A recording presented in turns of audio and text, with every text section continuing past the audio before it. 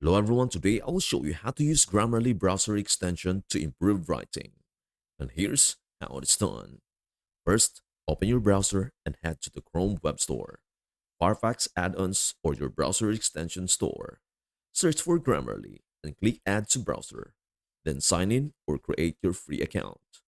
Once installed, Grammarly works almost anywhere you type online. Google Docs, Gmail, Facebook, you name it. As you type, you'll see underlines. Red for spelling and grammar errors. Blue for clarity suggestions. Gold for tone or advanced style tips. Premium feature. Hover over the underlined text. Click the suggestion you like, and Grammarly will fix it instantly. Click the Grammarly icon at the bottom of your text box to see a full breakdown, your writing score, all corrections, and tips to make your writing shine.